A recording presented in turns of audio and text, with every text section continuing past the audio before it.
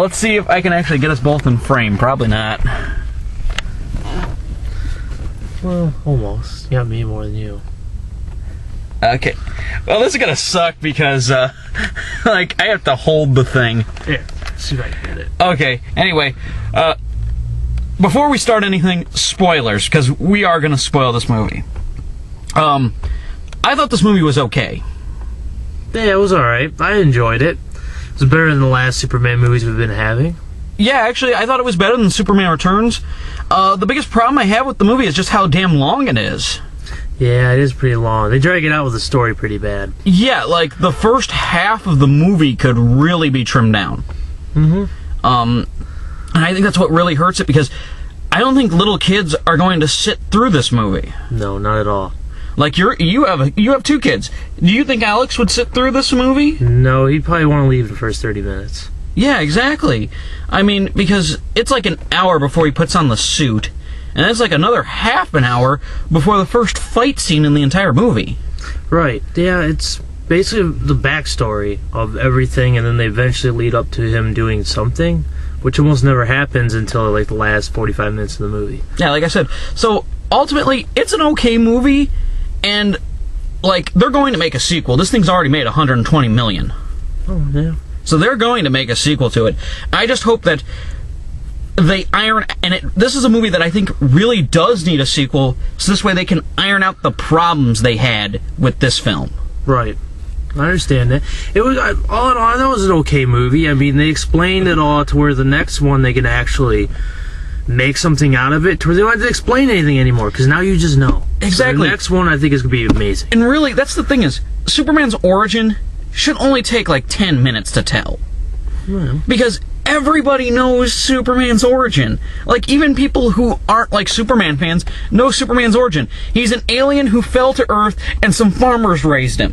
Right. That's all it is. I enjoyed the cast. The cast was good. I mean, it had a really strong cast. Yeah. I say Russell Crowe is probably the best actor in that movie. Yeah, he stole the movie. Oh yeah, I loved Russell Crowe as Jor-El.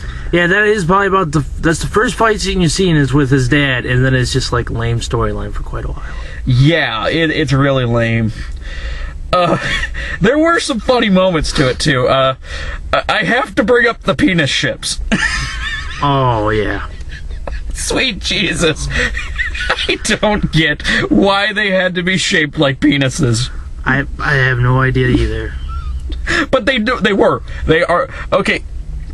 At the beginning of the movie, Zod is arrested by the Kryptonian government, and him and his evil buddies, they're all put into these rockets to be shot into the Phantom Zone. And all of the ships are very cylindrical with a rounded top, and there are I guess you can, penis. Yeah, there's balls on the bottom of these cylindrical ships. They look like penises. Pretty much. And the other thing I have to add is the ending. And this is where the big spoilers come in. At the end of the movie, Superman kills Zod. And he kills Zod like Steven Seagal. I mean, he grabs him by the head and does a Steven Seagal neck snap. You know? Yeah, that was pretty bad. They went a little overboard with the heat rays. Like, it started looking like Cyclops was in the movie. Yeah, I have to admit that. Like, the laser eyes were like, it's like like Zack Snyder is the guy who directed this. He must really love Superman's heat vision. Because that and the way, like, in the beginning, how Zod was running around, climbing up buildings, it was like the Incredible Hulk was also in the movie for quite a while. So, like I said, ultimately, it's an alright movie. It's just that, really, I think you could trim probably a good hour. You could probably trim a good 45 minutes out of this movie and not miss anything. Like, you could trim a lot of the flashbacks out of this movie. You could trim a lot of him traveling around at the different jobs that he was doing, and you wouldn't miss anything at all. Pretty much. You just cut out Kevin Costner, who had a shitty role. Yeah, actually, Kevin Costner, he pretty much made me laugh my ass off. Yeah, I can't believe he played a role like that. That was probably like the worst role I've ever seen him play in.